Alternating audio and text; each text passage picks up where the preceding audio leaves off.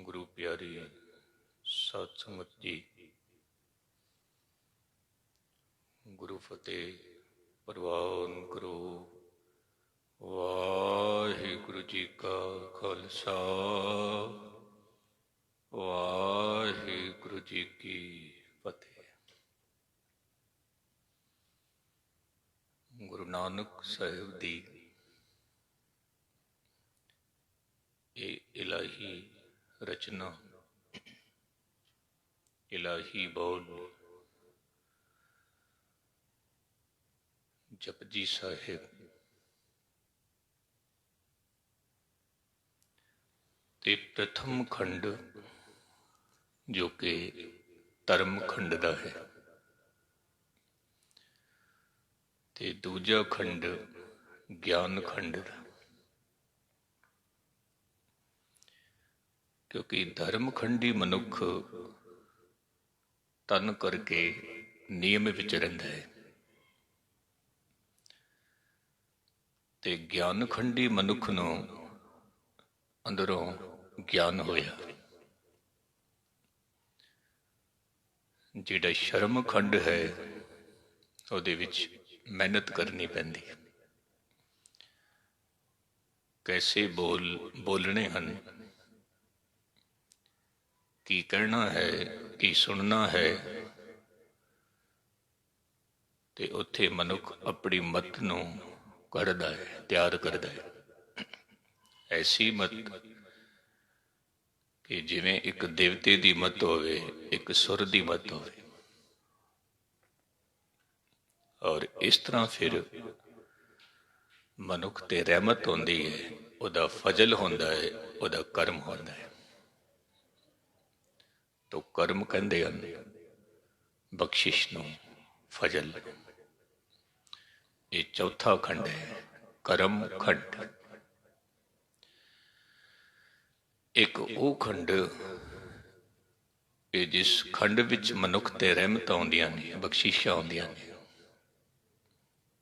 ਤੇ ਪਾਤਸ਼ਾਹ ਕਹਿੰਦੇ ਨੇ, ਐ ਮਨੁੱਖ ਮਿਹਨਤ ਤੂੰ ਕਰ, ਮਸ਼ੱਕਤ ਤੂੰ ਕਰ, ਰਹਿਮਤ ਮੇਰੀ ਹੋਵੇਗੀ। ਕਿਉਂਕਿ ਕਦੀ ਕਦਾਈ ਮਨੁੱਖ ਇਹ ਵੀ ਸੋਚ ਲੈਂਦਾ ਹੈ ਜਦੋਂ ਸਭ ਕੁਝ ਤੇਰੀ ਰਹਿਮਤ ਨਾਲ ਹੋਵੇਗਾ ਤੇ ਫਿਰ ਮੈਨੂੰ ਮਿਹਨਤ ਕਰਨ ਦੀ ਲੋੜ ਹੀ ਕੀ ਹੈ, ਲੋੜ ਹੀ ਕੀ ਹੈ। ਨਹੀਂ, ਗੁਰੂ ਸਾਹਿਬ ਜੀ ਕਹਿੰਦੇ ਨੇ ਮਿਹਨਤ ਵੀ ਕਰਨੀ ਹੈ, ਰਹਿਮਤ ਵੀ ਮੰਗਣੀ ਹੈ। ਕਿਉਂਕਿ ਜੇ ਕਿਧਰੇ ਮਿਹਨਤ ਕਰਕੇ ਔਰ ਤੂੰ ਕਹਿ ਬੈਠਾ ਕਿ ਮੇਰੀ ਮਿਹਨਤ ਨਾਲ ਪ੍ਰਾਪਤ ਹੋਇਆ, ਤੇ ਫਿਰ ਤੂੰ ਹੰਕਾਰੀ ਬਣ ਜਾਵੇਗਾ। ਔਰ ਜੇ ਕਿਧਰੇ ਤੂੰ ਕਹਿ ਦਿੱਤਾ ਕਿ ਤੇਰੀ ਰਹਿਮਤ ਦੇ ਨਾਲ ਮਿਲੇਗਾ, ਮੈਨੂੰ ਮਿਹਨਤ ਕਰਨ ਦੀ ਲੋੜ ਨਹੀਂ ਹੈ, ਤੇ ਤੂੰ ਆਲਸੀ ਬਣ ਜਾਵੇਗਾ। ਫਿਰ ਤਮੋ ਗੁਣੀ ਹੋ ਜਾਵੇਗਾ। ਬੈਠਾ ਹੈ, ਬਸ ਬੈਠਾ ਹੀ ਹੈ। ਸੁੱਤਾ ਹੈ, ਬਸ ਸੁੱਤਾ ਹੀ ਹੋਇਆ ਹੈ। ਇਸ ਨੂੰ ਕਹਿੰਦੇ ਨੇ ਤਮੋ ਗੁਣੀ। ਹਾਂ, ਮਿਹਨਤ ਕਰ, ਤੇ ਜਦੋਂ ਰੁੱਤ ਆਵੇਗੀ ਫੁੱਲ ਵੀ ਲੱਗਣਗੇ, ਫਲ ਵੀ ਲੱਗਣਗੇ। ਪਰ ਬੀਜ ਤਾਂ ਤੈਨੂੰ ਬੀਜਣਾ ਪਏਗਾ। ਤਾਂ ਜੋ ਚੌਥਾ ਖੰਡ ਹੈ ਕਰਮ ਖੰਡ, ਧੰਨ ਗੁਰੂ ਨਾਨਕ ਸਾਹਿਬ ਮਹਾਰਾਜ ਕਹਿੰਦੇ ਨੇ, ਕਰਮ ਖੰਡ ਕੀ ਬਾਣੀ ਜੋਤ। ਜਦੋਂ ਉਸ ਦੀ ਰਹਿਮਤ ਹੋਈ, ਨਦਰ ਹੋਈ, ਉਹਦਾ ਕਰਮ ਹੋਇਆ, ਤੇ ਮਨੁੱਖ ਦੇ ਬੋਲ ਬਹੁਤ ਕੀਮਤੀ ਹੋ ਗਏ, ਬਹੁਤ ਕੀਮਤੀ। ਮਨੁੱਖ ਦੇ ਵਿਚਾਰ ਬਹੁਤ ਕੀਮਤੀ ਹੋ ਗਏ, ਤਾਕਤਵਰ ਹੋ ਗਏ, ਕਿਉਂਕਿ ਮਿਹਨਤ ਕਰਨੀ ਪੈਂਦੀ ਹੈ। ਮਿਹਨਤ ਕਰਦਿਆਂ ਕਰਦਿਆਂ ਜਦੋਂ ਉਹਦੀ ਨਦਰ ਹੋਈ ਤੇ ਮਨੁੱਖ ਦੇ ਬੋਲ ਕੀਮਤੀ ਹੋ ਗਏ, ਤਾਂ ਸਾਹਿਬ ਕਹਿੰਦੇ ਨੇ, ਤਿੱਥੇ ਹੋਰ ਨਾ ਕੋਈ ਹੋਰ। ਇਸ ਅਵਸਥਾ ਦੇ ਵਿੱਚ ਹੋਰ ਕੋਈ ਨਹੀਂ ਹੈ, ਫਿਰ ਕੌਣ ਹੈ? ਕਹਿਣ ਲੱਗੇ, ਸਾਧਨਾ ਕਰਦਿਆਂ ਕਰਦਿਆਂ ਜਦੋਂ ਮਨੁੱਖ ਦੀ ਚੇਤਨਾ ਉਹਦੇ ਵਿੱਚ ਲੀਨ ਹੋਈ, ਇੱਕਮਿਕ ਹੋ ਗਏ ਨੇ। ਫਿਰ ਆਤਮਾ ਪਰਮਾਤਮਾ ਹੋ ਗਈ, ਵਿਰਾਟ ਸਰੂਪ ਹੋ ਗਿਆ। ਨਦੀ ਸਾਗਰ ਬਣ ਗਈ। ਐਸੇ ਮਨੁੱਖ ਦੀ ਪਛਾਣ ਕਰਨੀ ਬਹੁਤ ਔਖੀ ਹੈ। ਤਾਂ ਸਾਹਿਬ ਕਹਿੰਦੇ ਨੇ, ਤਿੱਥੇ ਜੋਤ ਮਹਾਬਲ ਸੂਰ। ਐਸੀ ਅਵਸਥਾ ਦੇ ਵਿੱਚ ਮਹਾਬਲੀ ਹੁੰਦੇ ਨੇ, ਸ਼ੂਰਵੀਰ ਹੁੰਦੇ ਨੇ, ਯੋਧੇ ਹੁੰਦੇ ਨੇ। ਇੱਥੇ ਥੋੜਾ ਜਿਹਾ ਧਿਆਨ ਦੇ ਨਾਲ ਸੁਣਨਾ। ਯੋਧਾ ਅਸੀਂ ਉਸ ਨੂੰ ਵੀ ਕਹਿੰਦੇ ਹਾਂ ਜੋ ਰੂਹ ਹੈ ਜ਼ਮੀਨ ਤੇ ਆ ਕੇ ਮੱਲ ਮਾਰਦਾ ਹੈ ਕੋਈ, ਇਹ ਵਾਕਈ ਯੋਧਾ ਹੈ, ਸ਼ੂਰਵੀਰ ਹੈ। ਇਹ ਮਹਾਬਲੀ ਹੈ, ਇਸਨੇ ਕਿਤਨੇ ਹੀ ਮੁਲਕ ਜਿੱਤ ਲਏ ਨੇ। ਇਹ ਤਾਕਤਵਰ ਹੈ। ਤਾਂ ਸਾਹਿਬ ਕਹਿੰਦੇ ਨੇ ਕਿ ਇੱਕ ਤਾਕਤਵਰ ਉਹ ਹੈ ਜੋ ਮੁਲਕ ਜਿੱਤਦਾ ਹੈ, ਸ਼ਹਿਰ ਜਿੱਤਦਾ ਹੈ, ਔਰ ਇੱਕ ਯੋਧਾ ਸ਼ੂਰਵੀਰ ਉਹ ਹੈ ਜੋ ਖੁਦ ਨੂੰ ਜਿੱਤਦਾ ਹੈ, ਆਪਣੇ ਮਨ ਨੂੰ ਜਿੱਤਦਾ ਹੈ। ਜੇ ਕਿਧਰੇ ਟਾਕਰੇ ਦੀ ਗੱਲ ਕਰੀਏ, ਝਗੜੇ ਦੀ ਗੱਲ ਕਰੀਏ, ਤਾਂ ਝਗੜਾ ਸੰਸਾਰੀ ਲੋਕ ਵੀ ਕਰਦੇ ਨੇ, ਝਗੜਾ ਭਗਤ ਵੀ ਕਰਦੇ ਨੇ, ਸੰਤ ਵੀ ਕਰਦੇ ਨੇ। ਪਰ ਸੰਸਾਰੀ ਮਨੁੱਖ ਦਾ ਝਗੜਾ ਕਿਹਦੇ ਨਾਲ? ਆਪਣੇ ਪੜੋਸੀ ਨਾਲ, ਆਪਣੇ ਕਸਬੇ ਦੇ ਨਾਲ, ਆਪਣੇ ਸ਼ਹਿਰ ਦੇ ਨਾਲ, ਆਪਣੇ ਮੁਲਕ ਦੇ ਨਾਲ, ਜਾਂ ਕਿਸੇ ਦੂਜੇ ਮੁਲਕ ਨਾਲ। ਪਰ ਭਗਤ ਦਾ ਝਗੜਾ ਕਿਹਦੇ ਨਾਲ ਹੁੰਦਾ ਹੈ? ਕਹਿੰਦੇ ਨੇ ਖੁਦ ਦੇ ਨਾਲ। ਮਨ ਹੀ ਨਾਲ ਝਗੜਾ, ਮਨ ਹੀ ਨਾਲ ਸੱਥ। ਤੇ ਭਗਤ ਝਗੜਾ ਕਰਦਾ ਹੈ ਕ੍ਰੋਧ ਨਾਲ, ਝਗੜਾ ਕਰਦਾ ਹੈ ਲੋਭ ਨਾਲ, ਝਗੜਾ ਕਰਦਾ ਹੈ ਮੋਹ ਨਾਲ, ਝਗੜਾ ਕਰਦਾ ਹੈ ਹੰਕਾਰ ਨਾਲ, ਝਗੜਾ ਕਰਦਾ ਹੈ ਨਿੰਦਾ ਨਾਲ। ਉਹ ਝਗੜਾ ਕਰਦਿਆਂ ਕਰਦਿਆਂ ਖੁਦ ਦਾ ਬਾਦਸ਼ਾਹ ਹੋ ਜਾਂਦਾ ਹੈ। ਤਾਂ ਸਾਹਿਬ ਕਹਿੰਦੇ ਨੇ, ਤਿੱਥੇ ਜੋਧ ਮਹਾਬਲ ਸੂਰ। ਇੱਥੇ ਉਹ ਯੋਧੇ, ਉਹ ਮਹਾਬਲੀ, ਉਹ ਸ਼ੂਰਵੀਰ, ਤਿੰਨ ਮੈਂ ਰਾਮ ਰਿਆ ਭਰਪੂਰ। ਉਹਦੇ ਰੋਮ ਰੋਮ ਦੇ ਵਿੱਚੋਂ ਵਾਹਿਗੁਰੂ ਦੇ ਬੋਲ ਚੱਲਦੇ ਨੇ, ਰੋਮ ਰੋਮ ਦੇ ਵਿੱਚ। ਹੁਣ ਰੋਮ ਰੋਮ ਦੇ ਵਿੱਚ ਵਾਹਿਗੁਰੂ ਚੱਲਣਾ, ਰੋਮ ਰੋਮ ਦੇ ਵਿੱਚ ਸਤਨਾਮ ਦੀ ਧੁਨੀ ਚੱਲੇ, ਜਾਂ ਫਿਰ ਰੋਮ ਰੋਮ ਦੇ ਵਿੱਚ ਕਰਤੇ ਦੇ ਖਿਆਲਾਤ ਚੱਲਦੇ ਰਹਿਣ, ਇਹ ਕਿਸ ਤਰ੍ਹਾਂ ਹੋਏਗਾ? ਤਾਂ ਕਿਸੇ ਨੇ ਸਵਾਲ ਪੁੱਛ ਲਿਆ ਸੀ, ਜੋ ਕਿ ਮੈਂ ਕੁਝ ਦਿਨ ਪਹਿਲਾਂ ਜ਼ਿਕਰ ਵੀ ਕੀਤਾ ਸੀ ਬੰਗਲਾ ਸਾਹਿਬ ਤੋਂ। ਕਹਿਣ ਲੱਗੇ, ਜੇਕਰ ਅਸੀਂ ਲੰਗਰ ਬਣਾਉਂਦੇ ਹੋਈਏ ਤਾਂ ਵਾਹਿਗੁਰੂ ਤਾਂ ਰਸਨਾ ਚੋਂ ਵਿਸਰ ਵੀ ਸਕਦਾ ਹੈ। ਜੇ ਦੁਕਾਨ ਤੇ ਬੈਠੇ ਹੋਈਏ ਤਾਂ ਗ੍ਰਾਹਕ ਨੂੰ ਸੌਦਾ ਦਿੰਦਿਆਂ ਦਿੰਦਿਆਂ ਵਾਹਿਗੁਰੂ ਭੁੱਲ ਵੀ ਤਾਂ ਸਕਦਾ ਹੈ। ਆਫਿਸ ਵਿੱਚ ਗੱਲਬਾਤ ਕਰਦੇ ਪਏ ਆ, ਵਾਹਿਗੁਰੂ ਭੁੱਲ ਵੀ ਤਾਂ ਸਕਦਾ ਹੈ। ਪਰ ਜੇ ਕਿਧਰੇ ਇਹ ਕੀਤਾ ਹੋਇਆ ਸਿਮਰਨ ਕਿਤੇ ਗਹਿਰਾਈ ਵਿੱਚ ਪਹੁੰਚ ਜਾਵੇ, ਤਾਂ ਫਿਰ ਮਨੁੱਖ ਦੁਕਾਨ ਤੇ ਵੀ ਬੈਠਾ ਹੋਵੇਗਾ ਤਾਂ ਨਿਰੰਕਾਰ ਨਹੀਂ ਵਿਸਰੇਗਾ। ਮਨੁੱਖ ਘਰ ਵਿੱਚ ਵੀ ਬੈਠਾ ਹੋਵੇਗਾ, ਨਿਰੰਕਾਰ ਨਹੀਂ ਵਿਸਰੇਗਾ। ਮਨੁੱਖ ਇਸ਼ਨਾਨ ਪਈ ਕਰਦਾ ਹੈ, ਨਿਰੰਕਾਰ ਤੋਂ ਵੀ ਨਹੀਂ ਵਿਸਰੇਗਾ। ਮਨੁੱਖ ਭੋਜਨ ਕਰਦਾ ਪਿਆ ਹੈ, ਨਿਰੰਕਾਰ ਤੋਂ ਵੀ ਨਹੀਂ ਵਿਸਰੇਗਾ। ਕਿਉਂ? ਕਿਉਂਕਿ ਜੇਕਰ ਕੋਈ ਲੰਗਰ ਬਣਾ ਰਿਹਾ ਹੈ ਔਰ ਧਾਰਨਾ ਇਹ ਚਲਦੀ ਰਵੇ ਕਿ ਜਿਹੜਾ ਲੰਗਰ ਮੈਂ ਬਣਾ ਰਹੀ ਹਾਂ ਇਹ ਮੇਰਾ ਗੋਬਿੰਦ ਹੀ ਛਕੇਗਾ,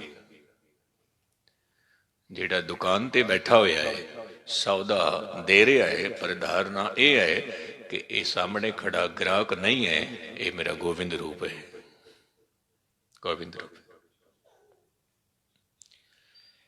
ਮੈਂ ਆਪਣੇ ਆਫਿਸ ਵਿੱਚ ਬੈਠਾ ਹੋਇਆ ਗੱਲਬਾਤ ਕਰਦਾ ਪਿਆ, ਇਹ ਕੋਈ ਮਨੁੱਖ ਨਹੀਂ ਹੈ, ਇਹ ਮੇਰਾ ਗੋਬਿੰਦ ਰੂਪ ਹੈ। ਮੈਨੂੰ ਕਬੀਰ ਸਾਹਿਬ ਦੀ ਗੱਲ ਯਾਦ ਆਈ। ਕਬੀਰ ਨੂੰ ਕਹਿਣ ਲੱਗੇ, ਇਤਨਾ ਸੋਹਣਾ ਕੱਪੜਾ ਤੂੰ ਬੁਣਦਾ ਪਿਆ ਹੈ, ਕਾਰਨ ਕੀ ਹੈ? ਤਾਂ ਕਬੀਰ ਸਾਹਿਬ ਕਹਿੰਦਾ, ਮੇਰਾ ਰਾਮ ਜੋ ਪਾਏਗਾ ਤੇ ਫਿਰ ਸੋਹਣਾ ਨਾ ਬਣਾਵਾਂ ਤਾਂ ਹੋਰ ਕੀ ਬਣਾਵਾਂ, ਮੇਰਾ ਰਾਮ ਜੋ ਪਾਏਗਾ। ਤਾਂ ਕਬੀਰ ਸਾਹਿਬ ਦੇ ਸਾਹਮਣੇ ਉਹਦਾ ਗ੍ਰਾਹਕ ਨਹੀਂ ਹੈ, ਉਹਦਾ ਗ੍ਰਾਹਕ ਵੀ ਰਾਮ ਹੈ। ਔਰ ਜਦੋਂ ਗ੍ਰਾਹਕ ਨੂੰ ਕੱਪੜਾ ਵੇਚਦਾ ਹੈ ਤਾਂ ਕਬੀਰ ਨਾਲ ਹੋਰ ਕੀ ਕਹਿੰਦਾ ਹੈ? ਕਹਿੰਦਾ ਹੈ, ਮੇਰੇ ਮਾਲਿਕ, ਇਹ ਜੋ ਮੈਂ ਕੱਪੜਾ ਤਿਆਰ ਕੀਤਾ ਹੈ, ਜੀਨੀ ਬੇਨੀ ਰੀਚ ਦਰਿਆ, ਇਹਦੇ ਹਰ ਇੱਕ ਧਾਗੇ ਦੇ ਵਿੱਚ ਮੈਂ ਤੇਰਾ ਹੀ ਤਾਂ ਨਾਮ ਪਰੋਇਆ ਹੋਇਆ ਹੈ, ਤੂੰ ਪਾ ਬਹੁਤ ਸੋਹਣਾ ਲੱਗੇਗਾ। ਹੁਣ ਜੇ ਕਿਧਰੇ ਕੋਈ ਸੰਸਾਰੀ ਗ੍ਰਾਹਕ ਹੋਵੇ ਤਾਂ ਉਹ ਤਾਂ ਸਮਝੇਗਾ ਕਬੀਰ ਤਾਂ ਨੇਰੇ ਪਾਗਲ ਹੀ ਹੋ ਗਏ ਨੇ, ਪਰ ਨਹੀਂ, ਕਬੀਰ ਕੀ ਕਹਿ ਰਹੇ ਨੇ? ਫਿਰ ਕਬੀਰ ਨੂੰ ਕਿਸੇ ਨੇ ਕਹਿ ਦਿੱਤਾ, ਭਗਤ ਜੀ ਹੁਣ ਤਾਂ ਛੱਡ ਦਵੋ, ਇਹ ਤਾਨਾ ਬਾਨਾ ਬੰਨਣਾ ਹੁਣ ਛੱਡ ਦਵੋ। ਕਬੀਰ ਸਾਹਿਬ ਜੀ ਹੱਸ ਪਏ, ਕਹਿਣ ਲੱਗੇ, ਮੈਂ ਕਿਸ ਕਰਕੇ ਤਾਨਾ ਬਾਨਾ ਛੱਡ ਦਵਾਂ? ਕਹਿਣ ਲੱਗੇ, ਤੁਸੀਂ ਭਗਤ ਹੋ ਗਏ, ਤੁਸੀਂ ਸੰਤ ਹੋ ਗਏ, ਤੁਸੀਂ ਪ੍ਰਭੂ ਦੇ ਪਿਆਰੇ ਹੋ ਗਏ। ਤਾਂ ਕਬੀਰ ਸਾਹਿਬ ਕਹਿੰਦੇ ਨੇ, ਗੱਲ ਤਾਂ ਚੰਗੀ ਹੈ, ਪ੍ਰਭੂ ਦਾ ਪਿਆਰਾ ਹੋ ਗਿਆ, ਪਰ ਪ੍ਰਭੂ ਜਦੋਂ ਆਪ ਤਾਨਾ ਬਾਨਾ ਬਣ ਰਿਹਾ ਹੈ, ਮੈਂ ਕਿਵੇਂ ਛੱਡ ਦਵਾਂ? ਜਦੋਂ ਉਹ ਛੱਡੇਗਾ ਮੈਂ ਵੀ ਛੱਡ ਦਵਾਂਗਾ। ਉਹ ਸ੍ਰਿਸ਼ਟੀ ਨੂੰ ਬਣਾ ਰਿਹਾ ਹੈ, ਕੁਦਰਤ ਨੂੰ ਬਣਾ ਰਿਹਾ ਹੈ, ਉਹ ਵੀ ਤਾਨਾ ਬਾਨਾ ਬਣ ਰਿਹਾ ਹੈ। ਕਿੱਥੇ ਬੱਚੇ ਪੈਦਾ ਹੋ ਰਹੇ ਨੇ, ਕਿੱਥੇ ਕੋਈ ਰੂਹ ਜ਼ਮੀਨ ਤੋਂ ਰੁਖਸਤ ਕਰਦਾ ਪਿਆ, ਕਿਤੇ ਕੋਈ ਪੌਦਾ ਉਗਦਾ ਪਿਆ ਹੈ। ਕਹਿੰਦੇ ਨੇ ਜਦੋਂ ਉਹ ਸਭ ਕੁਝ ਕਰਦਾ ਪਿਆ ਹੈ ਤਾਂ ਮੈਂ ਕਿਵੇਂ ਸੰਨਿਆਸ ਲੈ ਲਵਾਂ? ਮੈਂ ਵੀ ਕਰਾਂ। ਬਸ ਇਹੀ ਜੁਗਤੀ ਹੈ। ਸਿਰ ਤੇ ਪਾਣੀ ਪਾਓ ਤਾਂ ਐਸਾ ਮਹਿਸੂਸ ਹੋਵੇ ਕਿ ਉਹ ਪਰਮਾਤਮਾ ਹੀ ਪਾਣੀ ਦੇ ਰੂਪ ਵਿੱਚ ਮੈਨੂੰ ਠੰਡਕ ਦੇ ਰਿਹਾ ਹੈ। ਸਿਮਰਨ ਚੱਲ ਪਿਆ। ਬੁਰਕੀ ਮੂੰਹ ਵਿੱਚ ਪਾਓ ਤਾਂ ਕਹੋ ਕਿ ਪਰਮਾਤਮਾ ਹੀ ਅੰਨ ਦੇ ਰੂਪ ਵਿੱਚ ਮੇਰੀ ਭੁੱਖ ਮਿਟਾ ਰਿਹਾ ਹੈ। ਪਰਮਾਤਮਾ ਹੀ ਪਾਣੀ ਦੇ ਰੂਪ ਵਿੱਚ ਮੇਰੀ ਪਿਆਸ ਮਿਟਾ ਰਿਹਾ ਹੈ।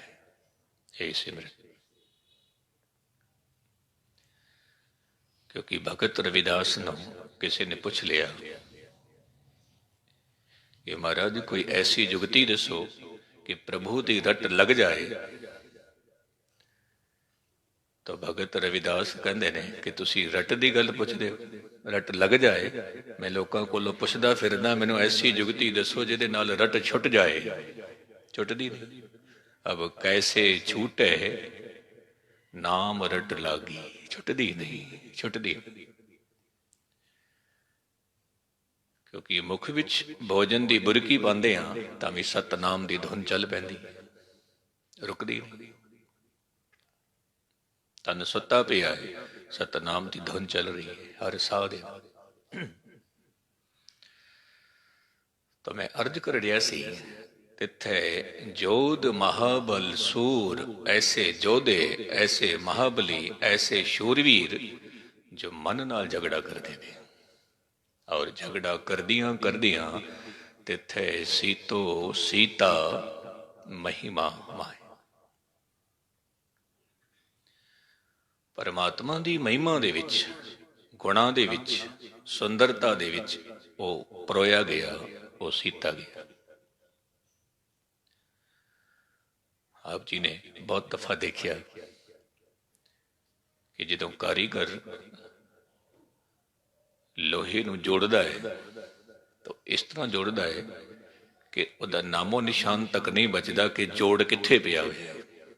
ਉਹਨੂੰ ਤਰਾਸ਼ਦਾ ਹੈ ਇਸ ਢੰਗ ਨਾਲ, ਖਬਰ ਨਹੀਂ ਲੱਗਦੀ, ਜੁੜ ਗਿਆ।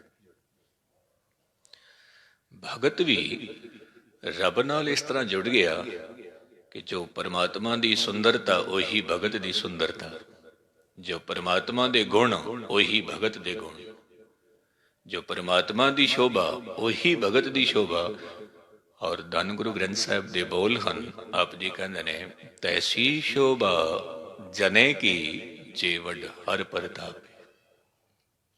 ਇੱਕਵੇਂ ਕਹੋ। ਪਰ ਕਹਿੰਦੇ ਨੇ ਮਿਹਨਤ ਕਰਨੀ ਪੈਂਦੀ ਹੈ। ਇੱਕ ਸ਼ਾਇਰ ਲਿਖਦਾ ਹੈ कि फरिश्तों से बेहतर है इंसान होना, फरिश्तों से बेहतर है इंसान होना, पर इसमें मेहनत कुछ ज्यादा लगती है। पत्थर तो मूर्ति बना सकते, बनाते ने, बहुत कठिन काम है, पर फिर भी ਉਹਦੇ ਵਿੱਚੋਂ मूर्ति प्रगट कर लेंदे ने। पर कहते ने ए पुरखा, कदे कदे अपने मन नूं भी कड़ के देख। मन,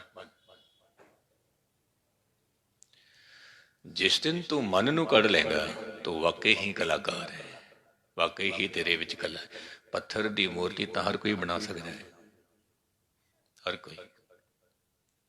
लोहे दी मूर्ति हर कोई बना सकता है, थोड़ी बहुत मेहनत करनी पैगी, सीखना पैगा। पर अपने आप दी तस्वीर बनावनी कहते ने बहुत थोड़े, बहुत थोड़े। एक वो है जो अपनी तस्वीर बनाते हैं, और एक हम हैं अपनी तस्वीर मिटाते हैं। मिटा रहे हैं, मिटा। सुकरात दी एक गल मैनूं याद आ गई। सुकरात दा जिहड़ा पिता सी वो मूर्तियां बनांदा सी, ते मां जो सी वो दाई पड़ा करदी सी। ध्यान देना, पिता मूर्ति बनांदा सी, मूर्तिकार सी, और मां दाई पड़ा करदी सी। तो किसी ने पूछ लिया, सुकरात कुछ कम धंधे बारे सोच।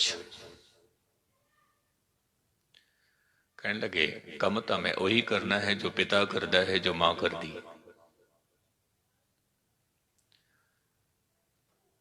कम वही करना है जो पिता करता है, मां करती। कहने लगे वो किस तरह? तो सुकरात कहता है,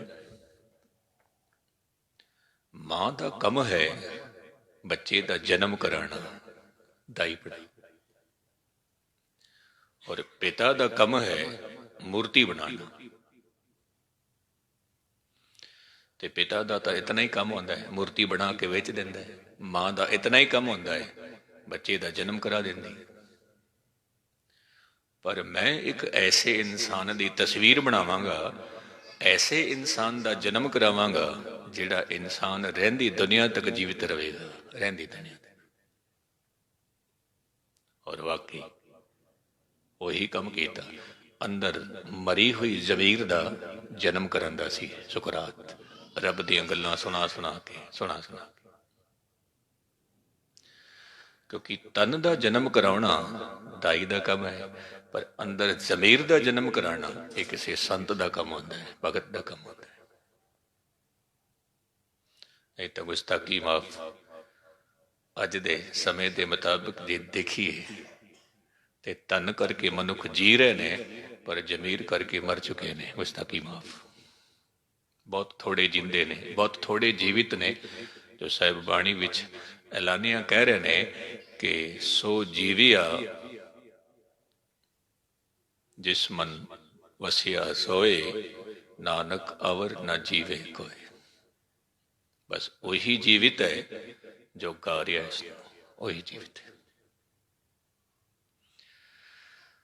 तिथे सीतो सीता महिमा माहे, ताके रूप ना कथने जाए। ਉਹਦਾ रूप इतना सोहना है, कहते ने बयान नहीं हो सकता, कथन नहीं हो सकता। भावें हजारां की गिणती विच बैठा होवे, लखां की गिणती विच बैठा होवे,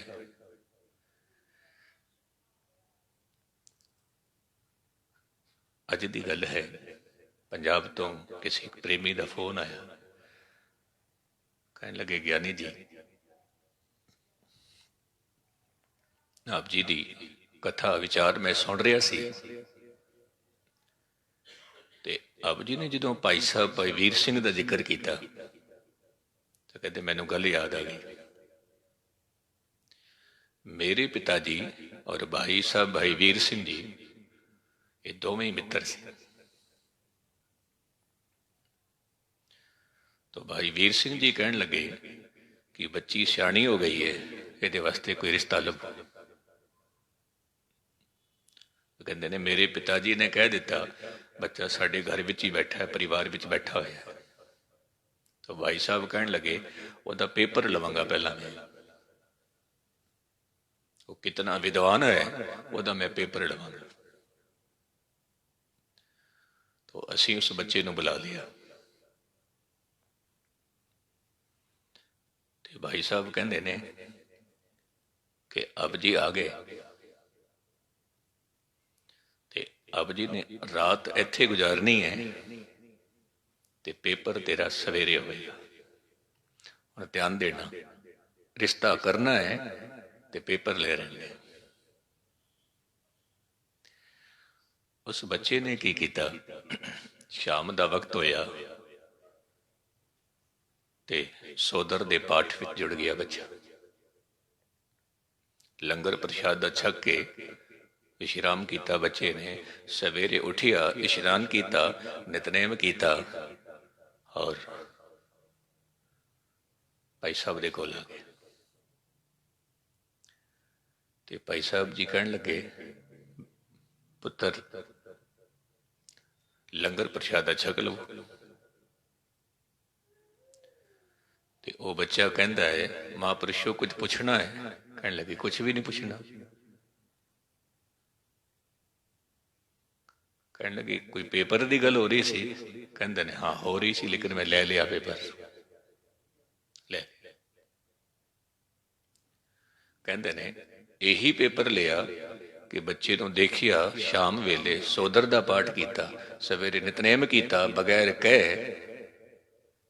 तो समझ लो वो बच्चा गुरु के नाल जुड़िया हुआ जुड़े। और एक गल जी मैं आप अपने कन्ना के नाल सुनी, वो भी मैं आप जी के सामने रखा।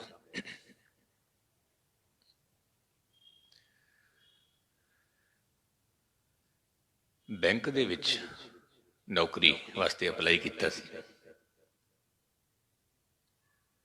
जिन्हां दे ऑनर सरदार इंद्रजीत सिंह जी सन, आप जी को खबर है उस वेले की गल। ते उसने जिस बच्चे नूं रखना सी, सिख बच्चा, उसनों पूछ लिया आप जी की तालीम कितनी है? कहने लगे मैं ग्रेजुएट हाँ। कहने लगे मैं एको ही सवाल पूछांगा, जवाब दे दिता तेरा सिलेक्शन ले। पाठ की करदा है? केड़ी बाणी का पाठ करदा है?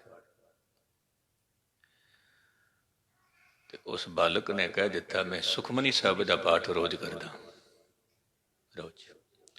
कहने लगे चंगा मैनू सुखमनी साहब की एक पंक्ति सुना दे, कोई भी एक पंक्ति।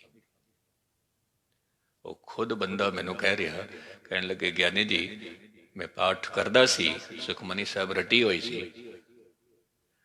तो मैं तो 120 की स्पीड ते कहना सुखमनी साहब शुरू कर दी, बाओ तेज गति नाल। कहते ने वो खुश होके मैनू कहता पुत्र ठीक है ठीक है। कहता अज मैं मौज करता पिया, कहता मौज करता। तो एक गल चेते रखना, गुरु दे बोल हर पड़ाव ते कमांदे ने, गुरु दी बाणी हर मौके ते कमांदी, हर मौके ते, हर मौके।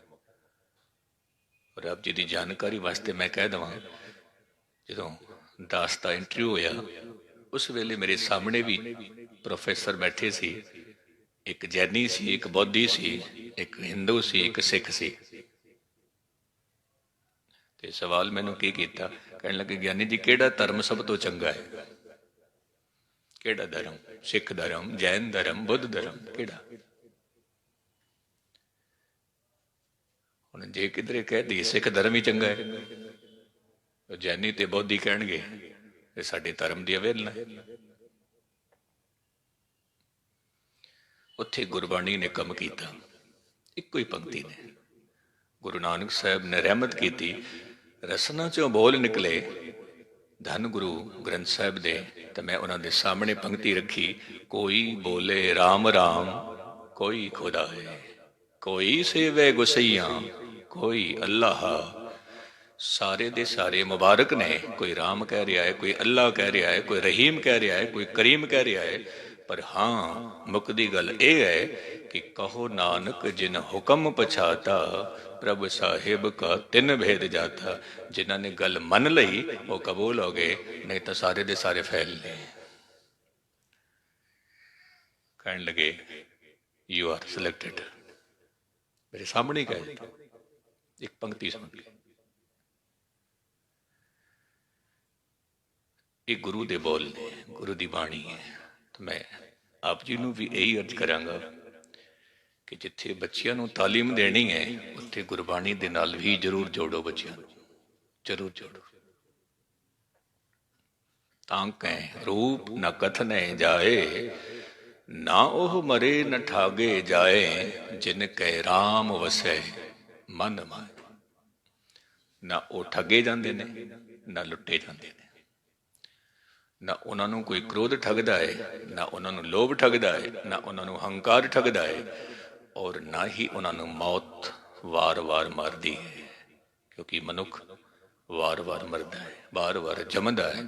ਸਾਹਿਬ ਕਹਿੰਦੇ ਨੇ ਜਮ ਜਮ ਮਰੇ, ਮਰੇ ਫਿਰ ਜੰਮੇ, ਬਹੁਤ ਸਜਾਏ ਪਿਆ ਦੇਸ਼ ਲੰਮੇ। ਤਾਂ ਸਾਹਿਬ ਕਹਿੰਦੇ ਨੇ ਨਾ ਉਹ ਮਰੇ ਨਾ ਠਾਗੇ ਜਾਏ। ਜਿਨ ਕਹਿ ਰਾਮ ਵਸੈ ਮਨ ਮਾਏ, ਤਿੱਥੇ ਭਗਤ ਵਸੈ ਕੇ ਲਓ। ਇੱਥੇ ਗੱਲ ਧਿਆਨ ਦੇ ਨਾਲ ਸੁਣੋ। ਜਦੋਂ ਮਨੁੱਖ ਕਰਮਖੰਡ ਦੀ ਅਵਸਥਾ ਵਿੱਚ ਪਹੁੰਚਦਾ ਹੈ, ਉੱਥੇ ਕਿਸੇ ਇੱਕ ਸਮਾਜ ਦਾ ਭਗਤ ਨਹੀਂ ਹੁੰਦਾ, ਕਿਸੇ ਇੱਕ ਸ਼ਹਿਰ ਦਾ ਭਗਤ ਨਹੀਂ ਹੁੰਦਾ, ਕਿਸੇ ਇੱਕ ਪ੍ਰਾਂਤ ਦਾ ਭਗਤ ਨਹੀਂ ਹੁੰਦਾ, ਕਿਸੇ ਇੱਕ ਮੁਲਕ ਦਾ ਭਗਤ ਨਹੀਂ ਹੁੰਦਾ। ਉੱਥੇ ਸਾਰੇ ਦੇ ਸਾਰੇ ਮੁਲਕਾਂ ਦੇ ਭਗਤ ਪਹੁੰਚ ਸਕਦੇ ਨੇ।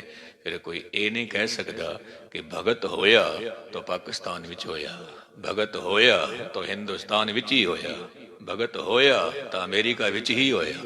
ਨਹੀਂ, ਭਗਤਾਂ ਦਾ ਕੋਈ ਇੱਕ ਪ੍ਰਾਂਤ ਨਹੀਂ, ਉਹ ਸਾਰਿਆਂ ਦਾ ਸਾਂਝਾ ਹੈ, ਸਾਰਿਆਂ ਦਾ। ਉਹ ਭਗਤ ਹੋ ਗਏ। ਫਿਰ ਉਹਨਾਂ ਦੇ ਸਾਹਮਣੇ ਸਾਰੇ ਦੇ ਸਾਰੇ ਝੁਕਦੇ ਨੇ। ਤਿੱਥੇ ਭਗਤ ਵਸੈ ਕੇ ਲੋਏ, ਕਰੇ ਆਨੰਦ ਸੱਚਾ ਮਨ ਸੋਏ। ਇੱਥੇ ਫਿਰ ਉਹ ਆਨੰਦ ਕਰਦੇ ਨੇ, ਸੱਚ ਦੇ ਨਾਲ ਜੁੜ ਗਏ। ਜਿਹੜੇ ਸੱਚ ਨਾਲ ਜੁੜ ਗਏ ਉਹਨਾਂ ਦੇ ਉੱਤੇ ਫਿਰ ਕਿਸੇ ਦੀ ਪਾਬੰਦੀ ਨਹੀਂ ਹੁੰਦੀ। ਜਿਹੜੇ ਭਗਤ ਹੋ ਗਏ ਉਹਨਾਂ ਤੇ ਕਿਸੇ ਦਾ ਅਧਿਕਾਰ ਨਹੀਂ ਹੁੰਦਾ ਸਿਵਾਏ ਪਰਮਾਤਮਾ ਦੇ। ਉਹ ਕਿਸੇ ਦੇ ਬੰਦਿਸ਼ ਵਿੱਚ ਨਹੀਂ ਰਹਿੰਦੇ, ਕਿਸੇ ਦੇ ਅਧਿਕਾਰ ਵਿੱਚ ਨਹੀਂ ਰਹਿੰਦੇ ਕਿ ਇਹ ਭਗਤ ਮੇਰੇ ਹੀ ਵਸ ਵਿੱਚ ਹੈ, ਮੇਰੇ ਹੀ ਕੰਟਰੋਲ ਵਿੱਚ ਹੈ, ਮੈਂ ਹੀ ਇਸ ਨੂੰ ਰੋਕ ਸਕਦਾ। ਕਹਿੰਦੇ ਨੇ ਨਹੀਂ, ਨਹੀਂ। ਧੰਨ ਗੁਰੂ ਨਾਨਕ ਸਾਹਿਬ ਮਹਾਰਾਜ ਨੂੰ ਅਕਬਰ ਕਹਿੰਦਾ ਹੈ कि अब जी दुआ करो क्योंकि हुमायूं बीमार हो गया है। बाकी भी भगतां नूं किया दुआ करो। गुरु नानक साहब महाराज कहन लगे ऐ बाबर, जे किधरे तेरा हुमायूं बीमार है और भगतां ने तेरे हुक्म दे नाल दुआ कीती है, ਤਾਂ ਫਿਰ ਇਹ ਗੱਲ ਚੇਤੇ ਰੱਖਣਾ, ਨਾ ਉਹਨਾਂ ਦੀ ਦੁਆ ਕਿਸੇ ਕੰਮ ਆਵੇਗੀ ਤੇ ਨਾ ਹੀ ਉਹ ਭਗਤ ਨੇ। ਕਿਉਂਕਿ ਭਗਤ ਕਦੇ ਹੁਕਮ ਨਾਲ ਦੁਆ ਨਹੀਂ ਕਰਦਾ। ਕਿਸੇ ਭਗਤ ਨੂੰ ਕਹਿ ਦਈਏ ਮੇਰਾ ਹੁਕਮ ਹੈ ਦੁਆ ਕਰ, जे वो दुआ करदा पिया है हुक्म सुन के, वो भगत भगत नहीं है और दुआ दुआ नहीं है। गुरु नानक साहब महाराज ने कह दिता तेन कैद खाने विच कैद किया जाएगा, और कर भी दिता। कह लगे दुआ करो। साहब कह लगे है बाबर, दुआ नहीं हो सकती, क्योंकि दुआ होंदी नहीं हुक्म दे नाल, दुआ कीती नहीं जाती हुक्म दे नाल। दुआ तो अंदरों निकलती है, अंदरों निकलती। और जे किधरे तू कवें कि मैं तो बादशाह, मैं तो हुक्म दे नाल दुआ करा सकदा, नहीं करा सकता। और जे किधरे तेरे हुक्म नाल दुआ कर भी दिती, कबूल नहीं होएगी, नहीं होएगी। कहते ने मजबूरन बाबर नूं झुकना पिया, झुकना, सिजदा कीती, नमस्कार कीती, और कह लगे ऐ हिंदी फकीर, ऐ नानक हुण तां दुआ करो। धन गुरु नानक साहब महाराज कहन लगे ऐ बाबर, हुण मेरे वल्लों दुआ करन दी लोड़ ही नहीं, दुआ तेरे वल्लों ही हो गई, तेरे वल्लों ही हो गई। क्योंकि तू निमरता दे घर विच आया, तेरे ही दिल विचों दुआ निकली है। जा तेरा पुत्र तो ठीक हुई। और इत्थे ध्यान देना, दुआ भावें गुरु नानक साहब ने की थी, फिर भी ये नहीं दर्शाया कि मैं की है। कहने लगे ए बाबर, दुआ तो तेरे तो ही हो गई है, निकल गई है, निकल गई। सब कुछ करन तो बाद, रहमतां बरसाण तो बाद, फिर भी कह रहे मैं नहीं प्रभ सब कुछ तेरा, सब कुछ तेरा। इतनी निम्रता, हाँ ताही गल करदे पए ने कि करम खंड की बाणी जोर, तिथे होर न कोई होर, तिथे जोध महाबल सूर, तिन में राम रिहा भरपूर, तिथे सीतो सीता महिमा माहे, ताके रूप न कथने जाए, ना ओ मरे न ठागे जाए, जिनके राह वसे मन माहे, तिथे भगत वसें के लो, करें आनंद सच्चा मन सोए। ये चौथी अवस्था दी कथा व्याख्या संपूर्ण। पंजवीं अवस्था जो कि सचखंड मंजिले मकसूद, ओदी विचार कल करांगे। भुल्लां चुक्कां दी खिमा। वाहिगुरु जी का खालसा, वाहिगुरु जी की फतेह।